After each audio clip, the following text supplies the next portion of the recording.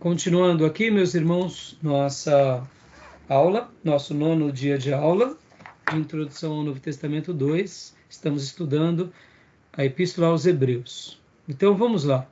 Vamos agora falar um pouco sobre a data. A data... Só tirar aqui esse slide.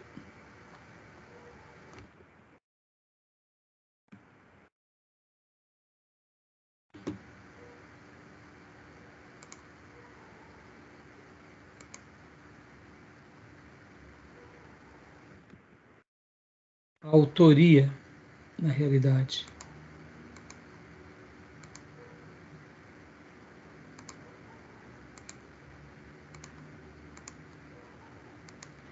A autoria, pode ler para nós, meu irmão Júnior, por gentileza.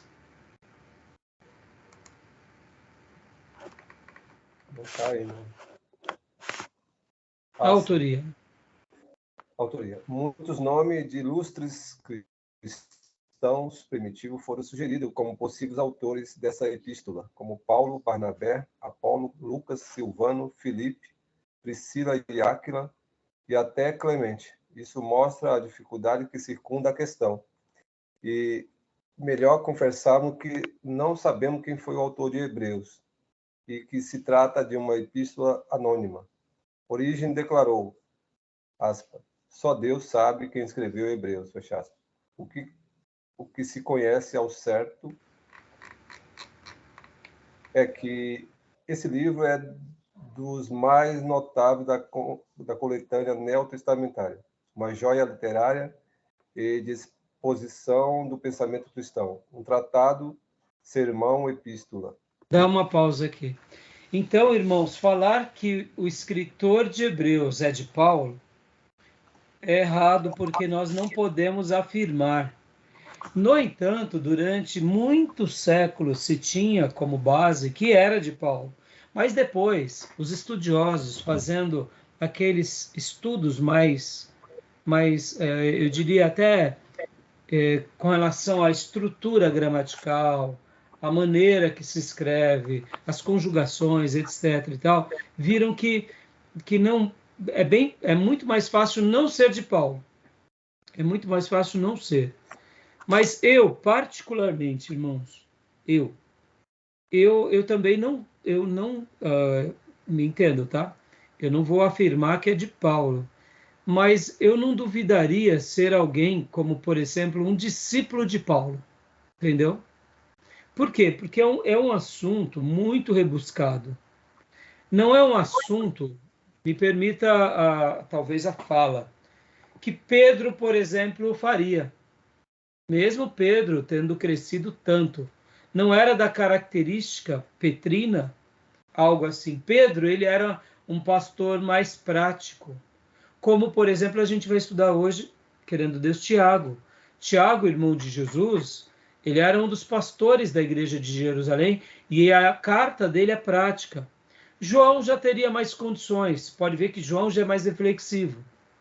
Mas o conhecimento de João com relação às questões judaicas, eu acho um pouco mais difícil também, porque como pescador, não que ele não pudesse, pode ver, nós aqui, eu não sou de família judaica, me tornei um teólogo, um estudioso do Novo Testamento, do Velho, tenho um certo conhecimento sobre as questões das leis, da história do povo judeu. Ora, se eu, Raimundo, que tinha como profissão ser um operador e pregão, conseguir tal conhecimento, por que João não conheceria? Então, eu não posso subestimar. Por que Pedro também não conheceria? Também não vamos subestimar. Mas, assim, a maneira que é feito essa obra me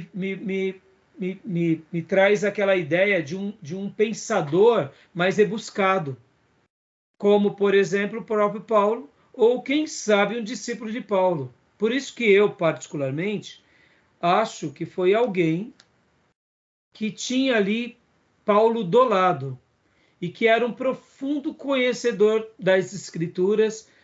Então, quem sabe um Timóteo, quem sabe o próprio Lucas, talvez o Lucas, o médico amado, também não seja, porque a questão da grafia, não, aí eu já não sei dizer para vocês.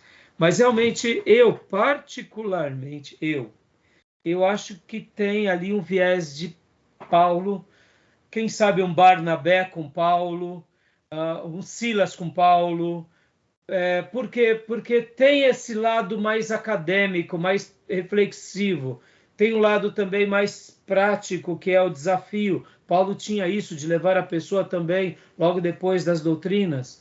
Tem a questão dos papéis. Então, assim, eu consigo, na minha opinião, enxergar Paulo de algum jeito, como quem sabe, sabe quando você está fazendo um mestrado, que você precisa de um mestre ali para ser assim, o seu coordenador na sua tese de mestrado, de doutorado. Então, eu acho que Paulo está ali, mas não dá para a gente saber, tá bom? Então é só uma especulação, tá joia? Então, leia para nós, Júnior. Aqui, ó. Há três posições gerais, né, entre os acadêmicos quanto à autoria da epístola. A. É de Paulo, B. Não é de Paulo, e C. Foi escrito sob a influência de Paulo. Exatamente, o que eu acabei de dizer, né? Mas assim, irmãos, olha, eu respeito demais as questões quando falam sobre a questão de não ser de Paulo, tá bom? Sim. Porque assim, irmão, realmente não dá para a gente. Podem ver que aqui ó, já tem, ó, Clemente de Alexandria foi o primeiro a atribuir a Hebreus a autoria paulina. Então, você vê que os pais da igreja vão dizer, outros aqui, como por exemplo, ó, Dionísio, bispo de Alexandria, 247 a 264, citou Hebreus como obra paulina. Eusébio de Cesareia escreveu que Hebreus foi escrita de Paulo em hebraico e vertida para o grego por Clemente de Roma. Orígenes asseverou que o pensamento das cartas são paulinos, mas não a carta propriamente dita. E Tertuliano, o maior luminar cristão do Ocidente, antes de Agostinho, disse que Barnabé foi o autor. O testemunho patrístico, pois, está dividido quanto à autoria da epístola. Pastor, por que Deus permitiu isso? Não sei te dizer, irmãos. Confesso para vocês que essa é uma carta que nos deixa assim com uma certa dúvida, né? Por que não foi preservado a autoria, mas foi preservado como texto sagrado o conteúdo?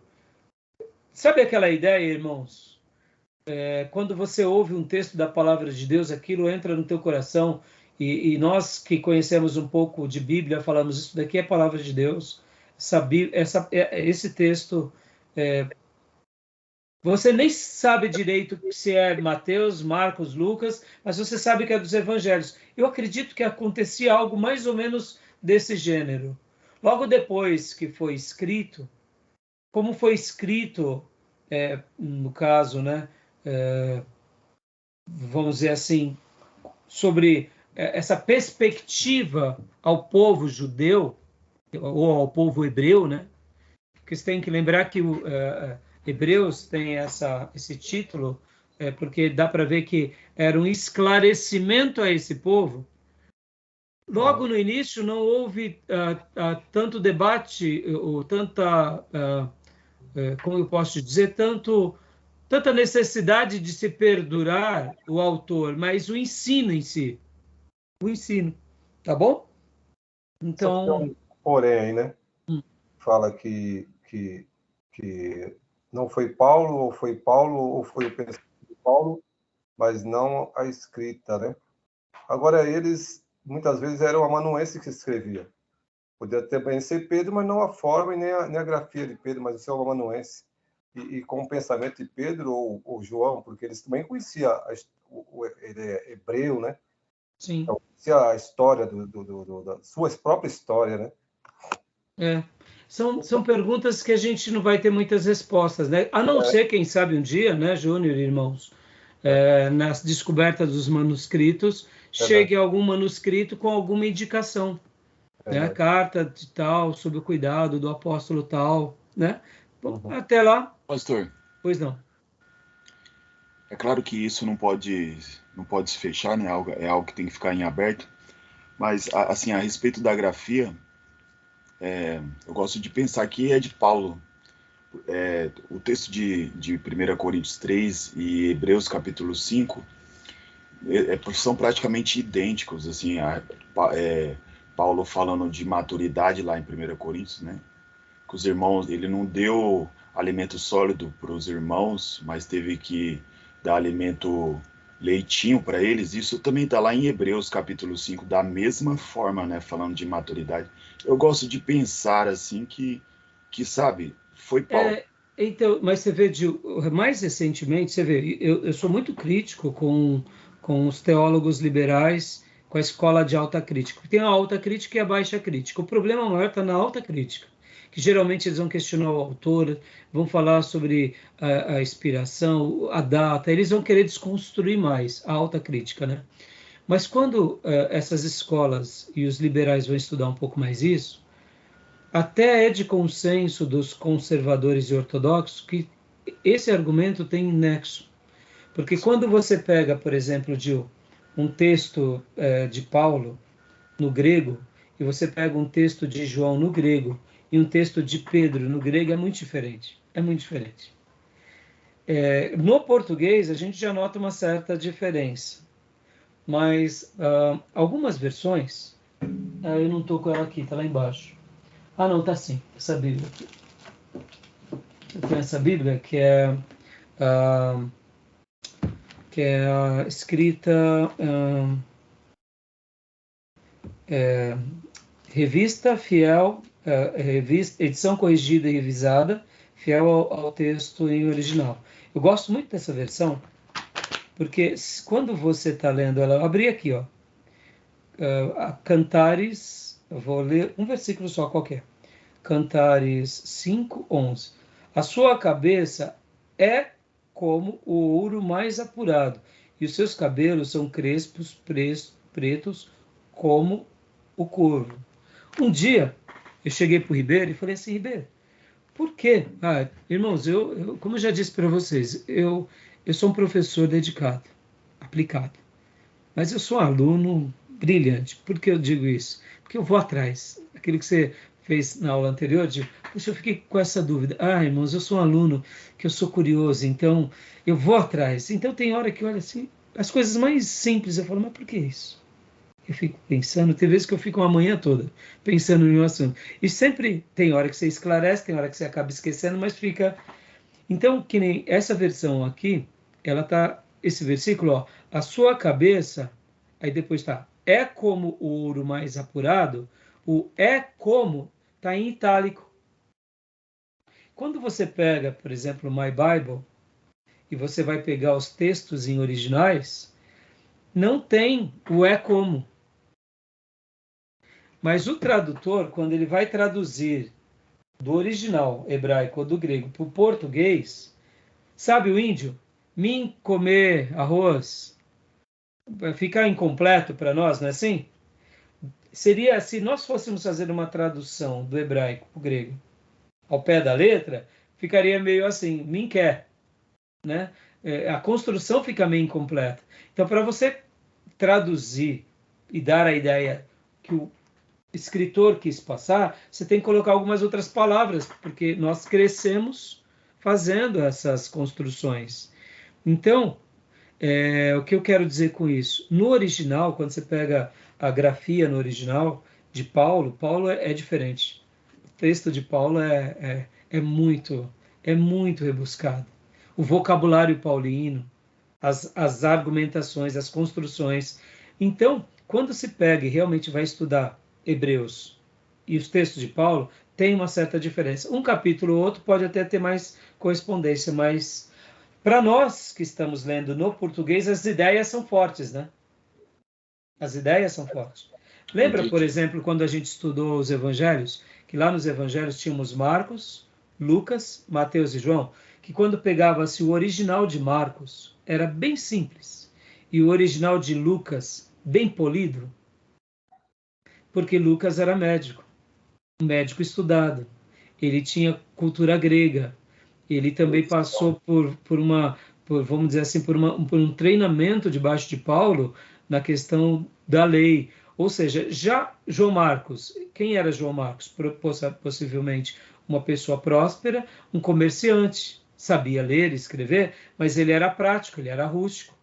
A beleza de Marcos está no poder das palavras. Por exemplo, quando eu leio as obras do pastor Ernesto Nini, me entenda, irmãos, eu tenho muita coisa escrito. E eu ainda não publiquei o que eu tenho escrito porque eu sou rústico. A minha maneira de dar aula, eu me sinto criativo. A minha maneira de pregar, eu me sinto original e criativo. Mas o meu escrever é fraco. Eu não sei escrever tão bem quanto eu gostaria. Então eu tenho muito material escrito que eu preciso ser ainda trabalhado com alguém que tem essa noção da pena. Por isso que eu só editei um único livro, né? Até hoje. Mas eu tenho, olha, irmão, sem brincadeira. Na hora certa, se Deus me permitir, vai sair um por mês, porque eu tenho muito material. Pode Que passar eu por uma preciso. edição editorial, né? Então, só que tudo isso. Hoje já tem essa. Tudo isso, você vê, é trabalho, é, dedicação de tempo, né? Mas tudo isso eu estou montando. Mas eu também sou mais rústico. Mas aonde eu sou forte? Eu sou forte na originalidade, nas ideias. Eu tenho ideias. Eu consigo fazer links.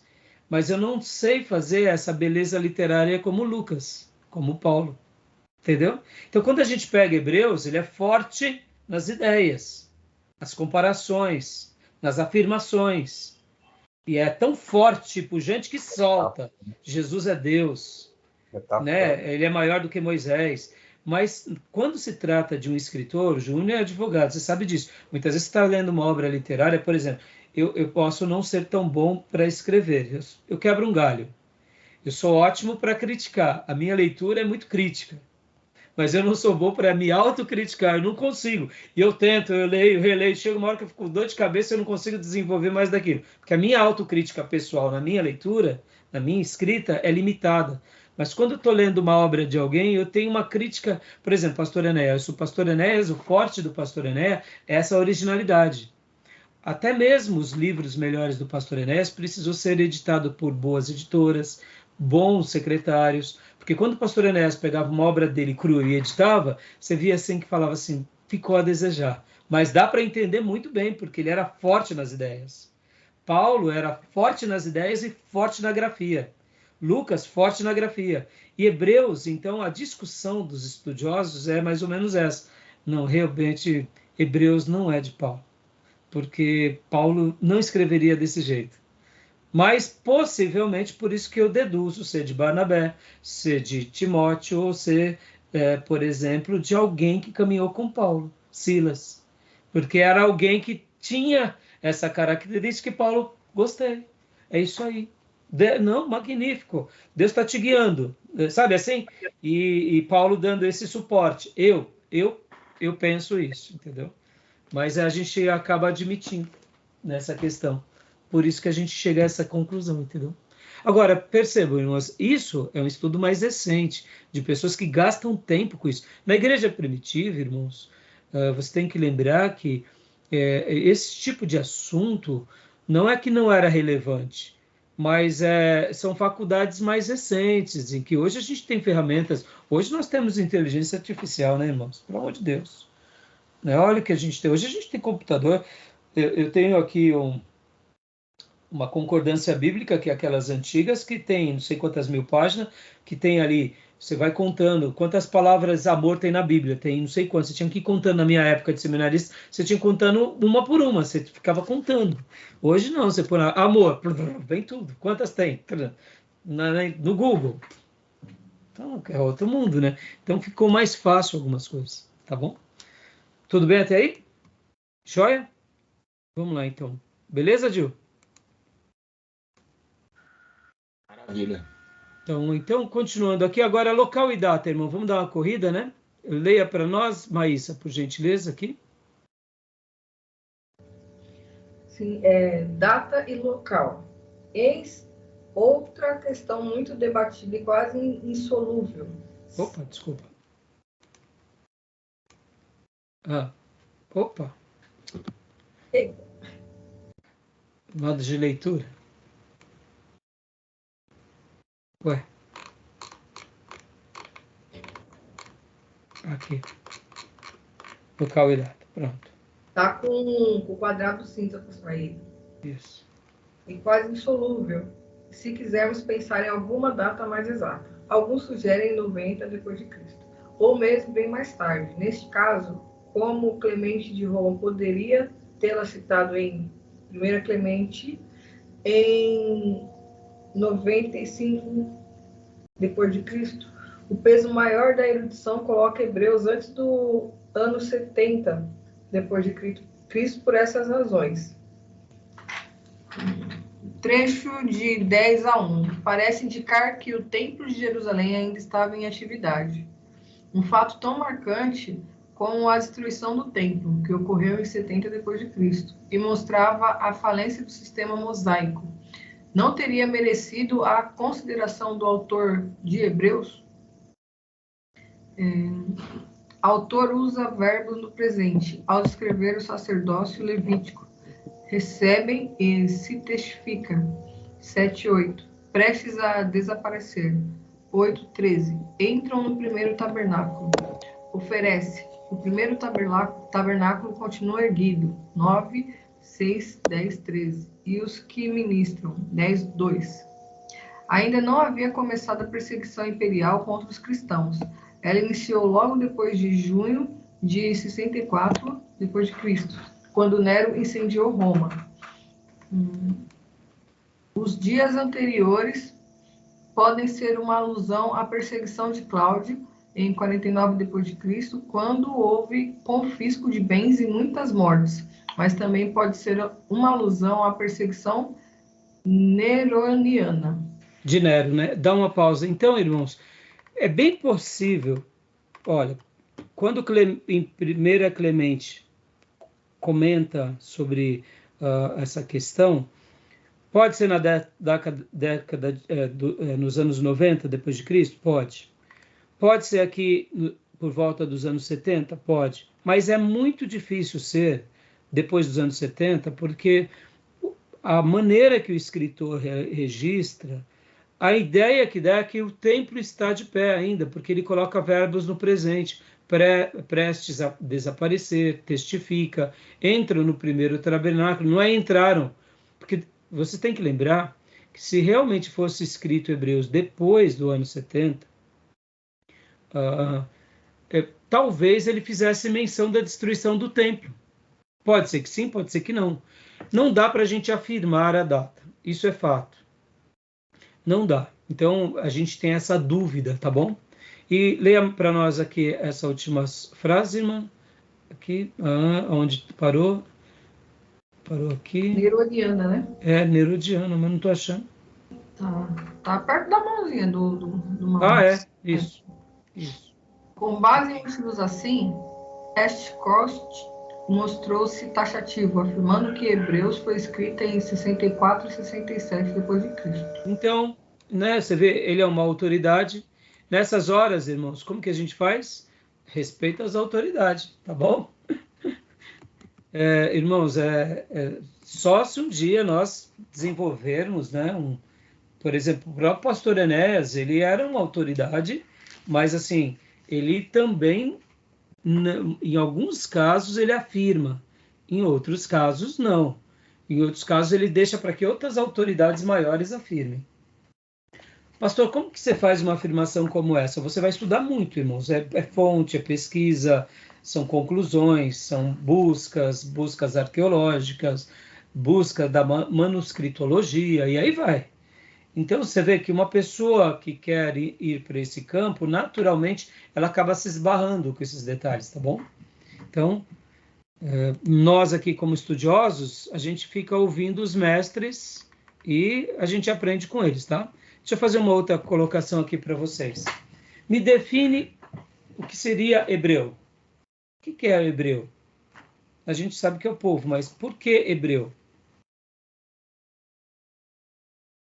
Vamos lá, Maísa e Júnior. Depois... Não, vamos começar com o pastor agora. Vai, pastor. Tá tendo muita moleza. O pastor tá tendo muita moleza. Já chega tudo mastigadinho. Não, eu não saberia responder, não. Não? Então agora, Dil, o pastor já passou a batata quente, bem quente.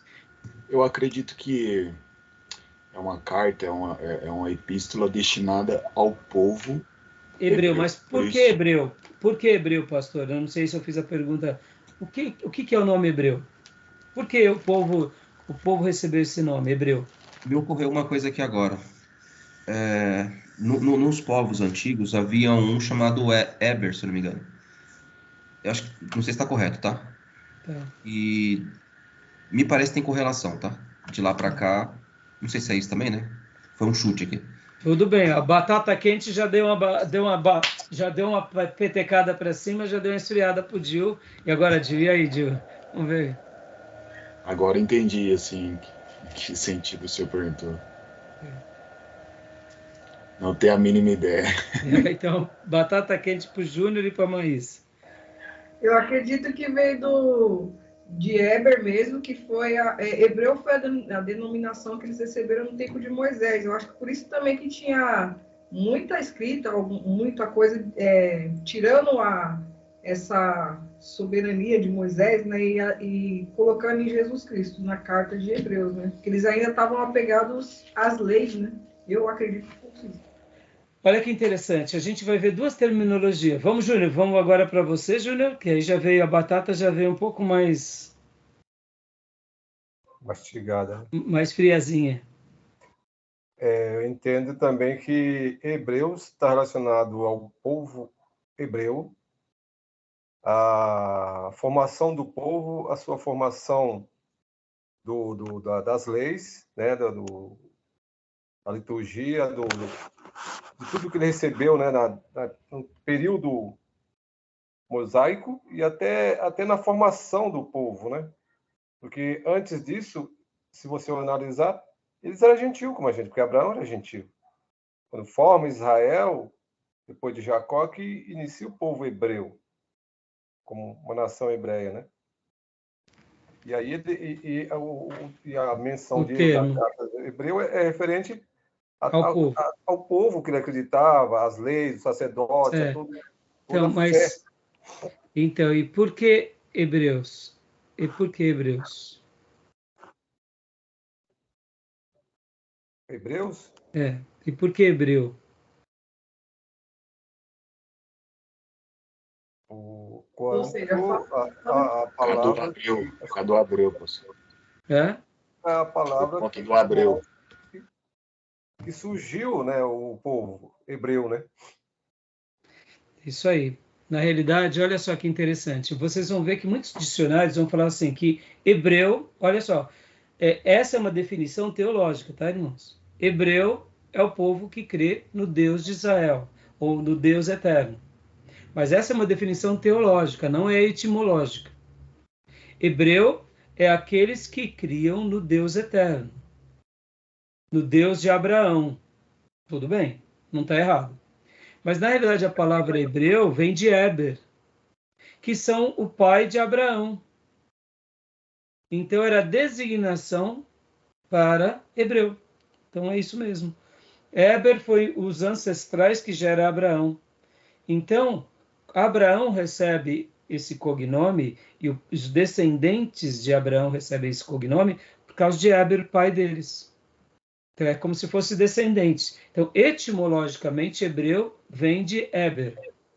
Teologicamente, como Abraão, de fato, é aquele que crê no Deus eterno e segue ele, hebreu passa a ser considerado como o povo que crê no Deus eterno, no Eu Sou.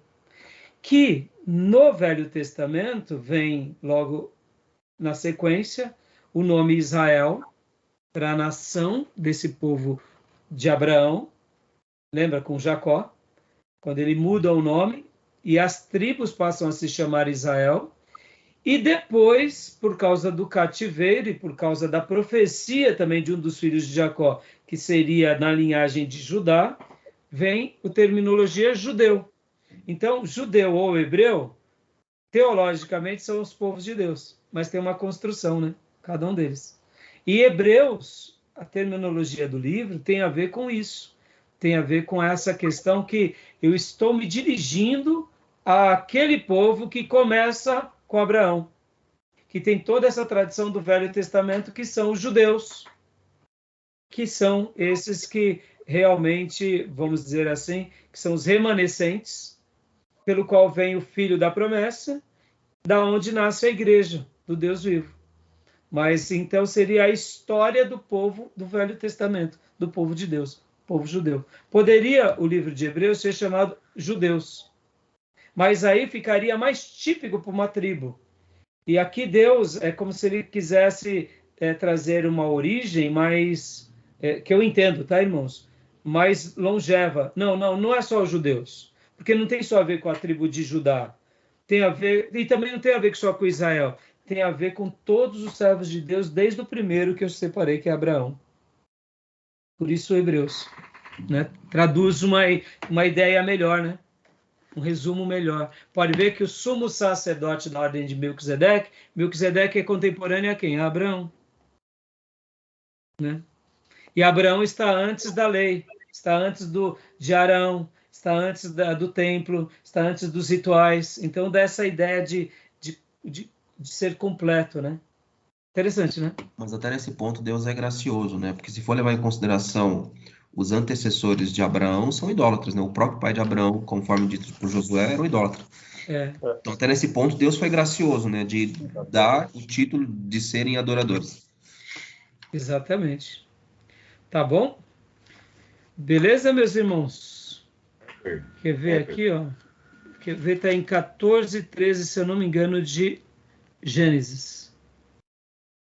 Mas alguém tinha escapado e veio Abraão, o hebreu, que vivia próximo aos carvalhos de Manre. Aqui Abraão é chamado de hebreu, pela primeira vez, né?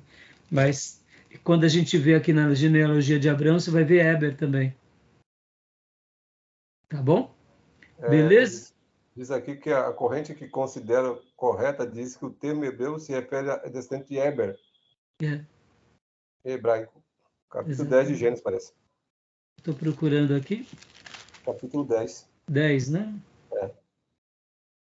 Então, só não estou achando o versículo agora. Mas 10, é isso aí. É por aí. 10.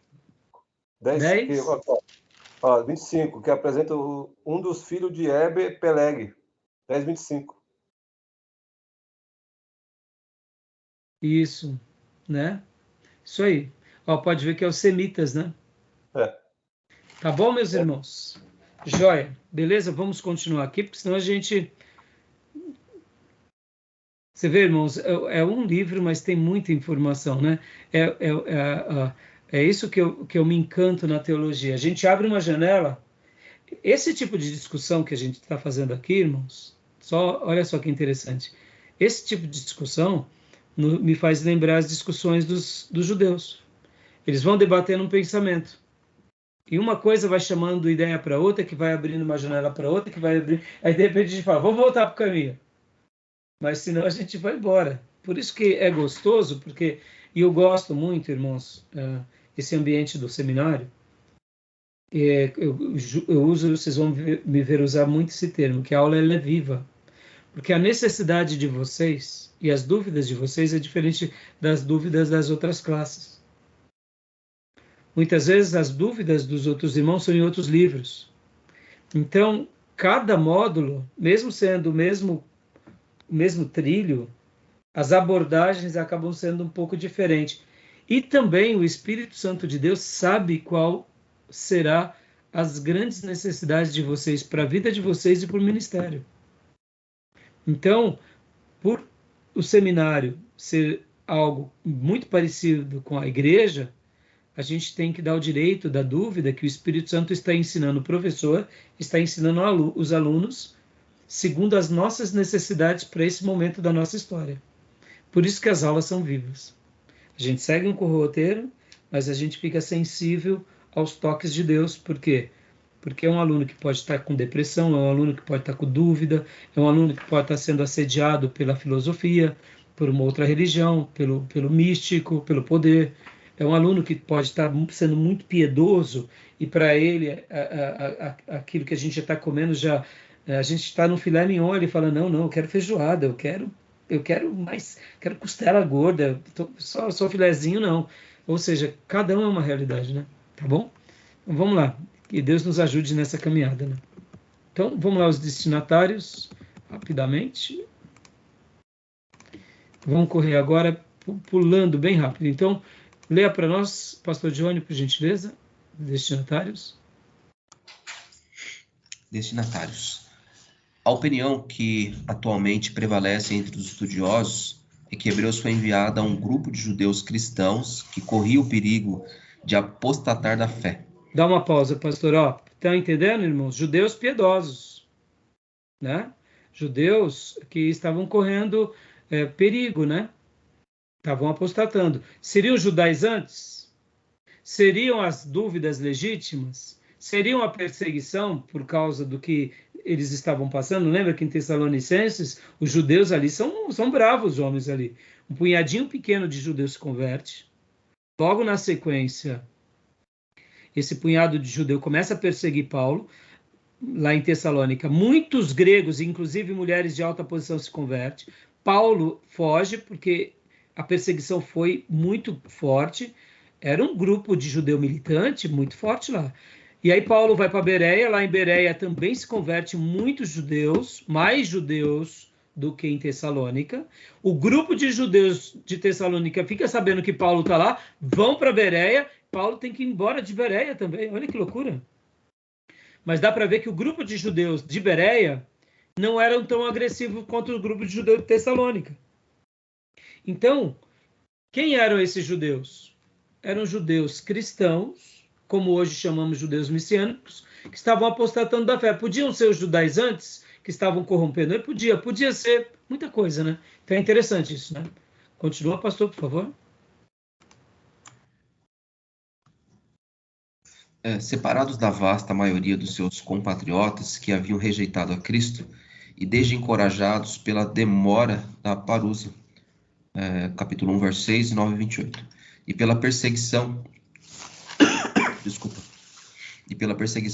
dispunham-se a voltar ao judaísmo. Alguns estudiosos pensam que o autor enviou a carta a alguma comunidade judaico-cristã local, capítulo 5, verso 12, 13 e 7. Mas outros sugerem que devemos pensar nos judeus cristãos. Né? Então, podia ser uma comunidade judaica cristã? Podia. Podia ser judeus cristãos local, ou seja, os judeus que estavam inseridos nas igrejas? Podiam. Uma coisa é fato, né? Dá para ver que o propósito dessa carta foi para esse grupo mesmo. Esse grupo, ele era o alvo dessa carta. Agora, irmãos, vamos imaginar na década de 90, depois da destruição do templo. Ora, o templo foi destruído. Nós temos irmãos que são judaizantes. Nós temos os judeus raiz que não aceitaram a fé. E Jesus não volta. Vamos falar aqui abertamente. Se a gente tivesse uma tradição judaica nas nossas costas, será que também a gente não estaria passando por aquele momento? Meu Deus, o que está acontecendo conosco? O templo foi destruído. Tem judeus que estão falando que a gente tem que fazer as coisas de Moisés, tem que circuncidar. Agora, a nossa fé está misturada com os gregos, com os romanos, com as outras nações. Meu Deus, Jesus não volta. Estão matando os apóstolos. Pedro foi morto de cabeça para baixo, crucificado. O outro, só sobrou João que está preso na ilha de Pátimos. E aí? Tem motivo para desanimar? Não tem. Oh, meu Deus. Olhando pelo lado humano, né, é completamente compreensível o que passava na cabeça deles naqueles dias. Exatamente. Totalmente. Perseguição do imperador, cristão morrendo nas arenas. E o Deus de Israel? Onde está o Deus de Israel? Meu Deus, será que a gente entrou numa furada? E aí vem uma carta como essa. Irmãos, essa carta, guardem isso, essa carta é uma carta de esperança para quem está desfalecendo. Essa é uma outra leitura que eu amo em Hebreus. Eu não me recordo com quem que eu aprendi. Teve um pastor que eu estava acompanhando ele, e ele fez uma série de mensagens em Hebreus, e ele trabalhava sobre esse prisma. Eu não lembro se é o MacArthur, qual foi o pastor. Eu não me recordo agora, eu confesso. Eu não me recordo. Mas eu lembro que eu ouvi de algum pastor e eu amei, como eu amei. Você, quando nota que a igreja está desfalecendo pela tribulação, ou pela heresia, ou pelo mundo, estudar essa carta, ela é um alento de esperança para nós. Porque quando a gente começa a relembrar da carta aos Hebreus, se eu estou numa situação confortável, são informações muito boas, são teses muito boas, são propostas muito boas. Mas quando alguém está desfalecendo, querendo apostatar, voltar para trás, está fraco, Hebreus é um bálsamo, é um remédio, é um milagre na vida daquela comunidade. Fica a dica para vocês.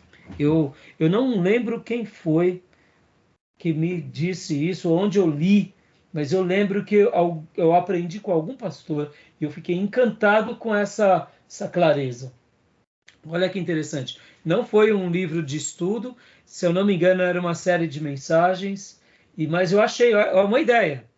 E que de fato é isso mesmo. E que é o que o pastor está dizendo aqui. Só que olha só que interessante, né, irmãos?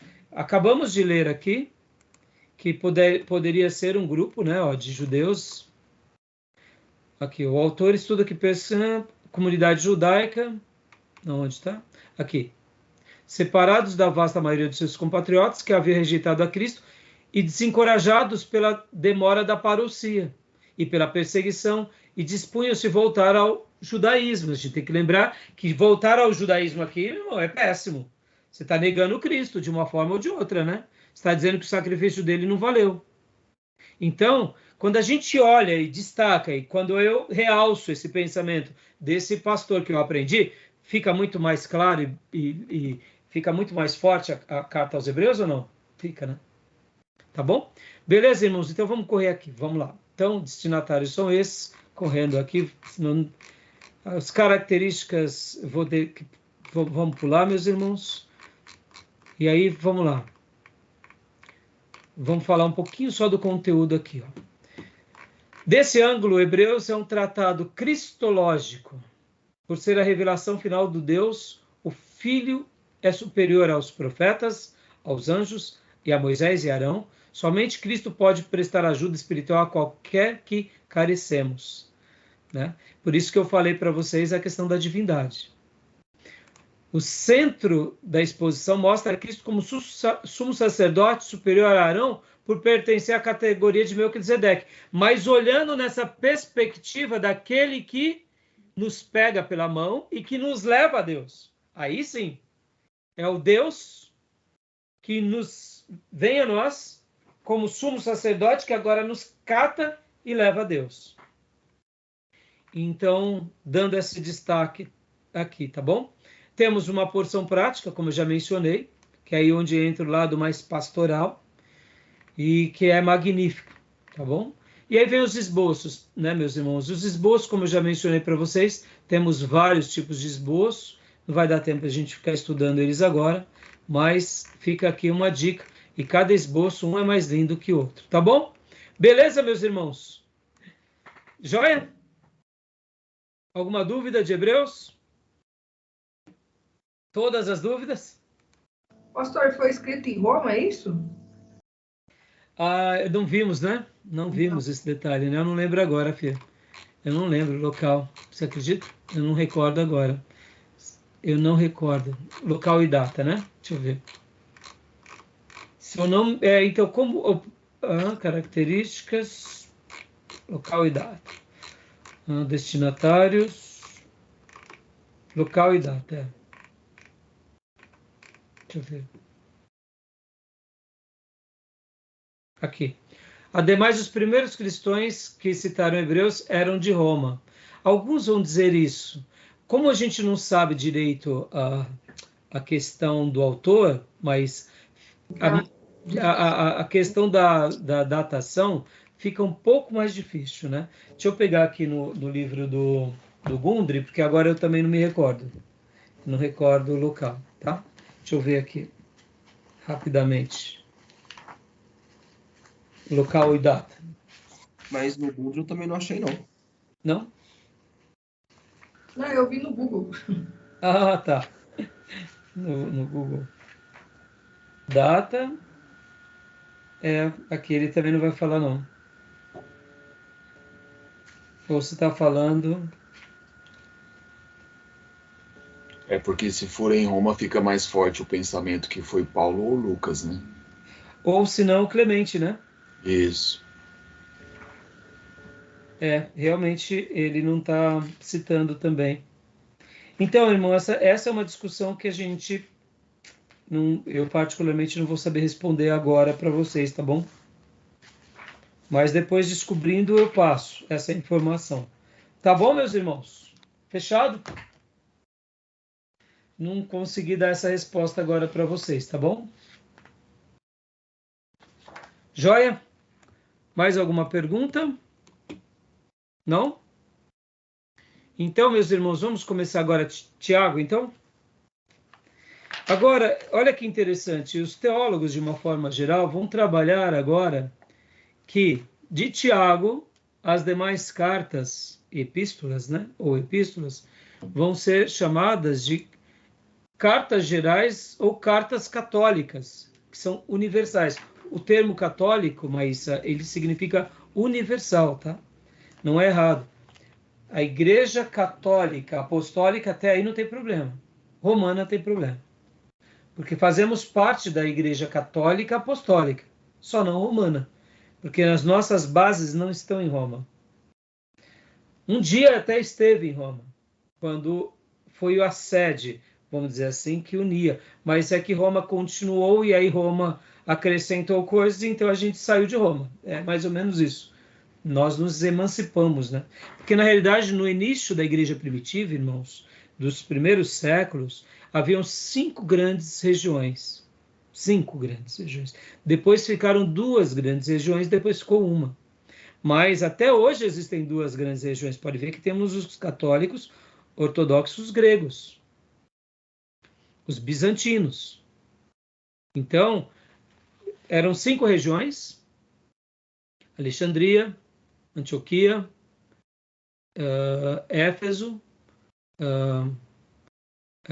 Roma e Constantinopla, se não me falha a memória. E essas 5 regiões depois ficaram em 2 regiões.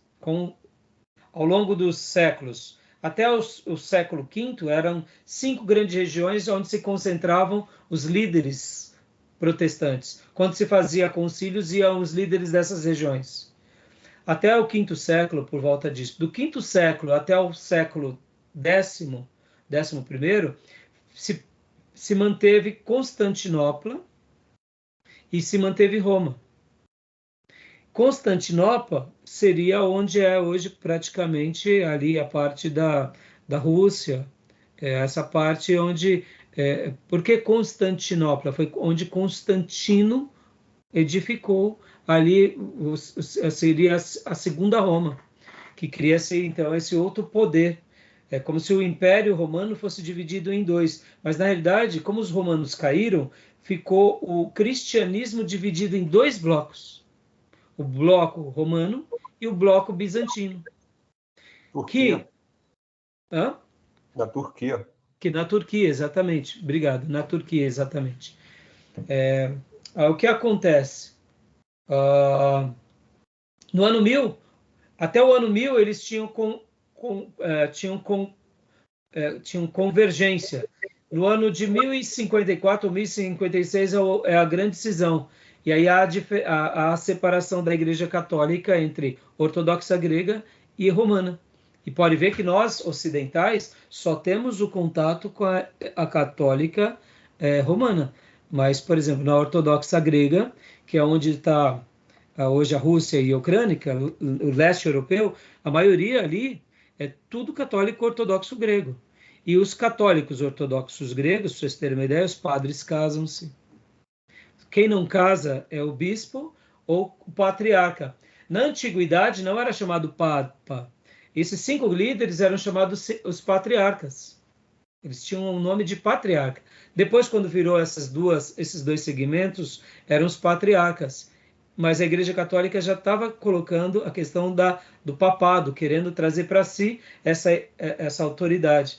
E vocês têm que lembrar que essas questões estão ligadas a questões políticas também, né? Porque mesmo que depois da queda do Império Romano, o Império Romano cai, mas a Igreja Católica ela continua trabalhando em concordância com os reis, com esses impérios. E por que no ano de 1050 e poucos há essa cisão? É questão política também. É questão política, é o poder econômico, tá bom? Na realidade. No entanto, eles usaram a religião para fazer isso. A gente vai estudar isso em teologia sistemática. É a questão filioque, ou do filho, do credo apostólico, a questão do filho. Aí a gente vai trabalhar tudo isso mais para frente, tá bom? Então, na antiguidade, a gente tem que lembrar que era mais ou menos assim. Tem muita coisa, né, irmãos? Então, voltando. De Hebreus, de Tiago para frente, chamado cartas gerais ou cartas católicas. Mas eu colocaria Hebreus também como uma carta geral. É que Hebreu acaba sendo mais específico ao povo judeu. Mas ela não deixa de ser uma carta geral também, né? Então eu poderia colocar, o Gundry coloca de Tiago em diante cartas gerais. Mas eu colocaria Hebreus como cartas gerais também. Mesmo sabendo que ela tem uma abordagem para os hebreus. Mas não está errado. Isso, como eu disse para vocês, viu, irmão, são divisões. Divisões que o escritor ele acha pertinente fazer assim. Como iniciativa, eu acho até interessante. Mas como conglomerado, eu poderia também dividir o seguinte: cartas de Paulo as principais, cartas de Paulo na prisão, cartas de Paulo pastorais, cartas de Pedro, cartas de João, cartas gerais, entendeu? Não tem uma divisão correta, tá bom, irmãos? Tá joia? Beleza? Então vamos entrar agora no livro de Tiago e a gente vai concluir Tiago, tá bom? Joia? Então vamos fechar a gravação e a gente abre mais uma, pode ser? Alguma dúvida, alguma pergunta, meus irmãos? Não? Então tá bom, vou fechar a gravação e já chamo de novo, tá bom?